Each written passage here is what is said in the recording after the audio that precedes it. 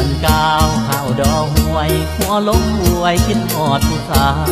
อยู่หน้าอายเงาระทมพอสายลมลองมาให้ข่าวสะกิดใจคิดหอดผู้สาวนี่ไกลบ้านเฮาเจ้าไปอยู่ไสนี่ไกลบ้านเฮาเจ้าไปอยู่ไส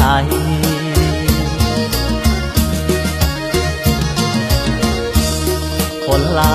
ป่าลงลีแมงกุดจีหมุนกองขี้ควายท้องนาข้าวเขียวขจี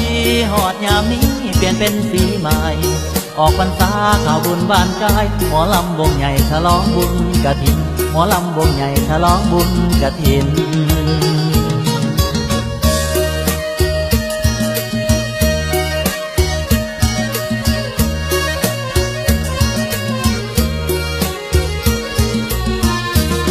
ได้ยินเสียงสนุว่าวดังนั่งฟังแล้วใจทวินคิดหอดตอนน้องอยู่นะลมหนาวมาเที่ยวบุญกฐินเคยเกี่ยวข้าวเคียงกลางนายามลมพัดพาแก้มแดงหอมกลิ่นปีนี้เจ้านี้ไกลดินลืมเสียงพินเสียงแคนละบอลืมเสียงพินเสียงแคนละบอ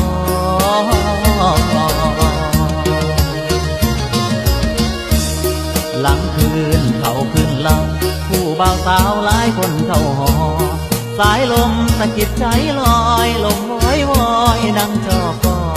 อยู่ไกลคิดเห็นอายบ่นอนั่งจอคอเป่าแต่รอรักนาง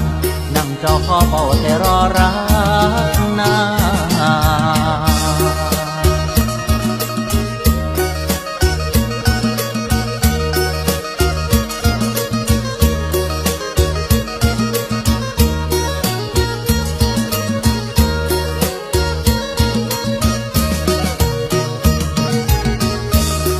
ได้ยินเสียงสนุว่าวดัง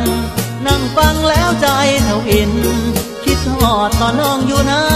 ลมหนาวมาเที่ยวบุญกฐินเคยเกี่ยวข้าวเคียงกลางนายามลมพัดพาแก้มแดงหอมกลิ่น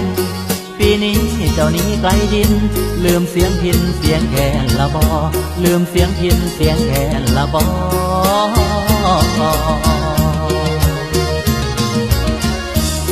หลังคืนเขาขึ้นลำผู้บ่าวสาวหลายคนเข้าหอสายลมสะกิดใจลอยลมว้อยว้อยนั่งจอคออยู่ไกลคิดเห็นอายบ่นอนั่งจอคอเป่าแต่รอรักนางนั่งจอคอเป่าแต่รอรักนาง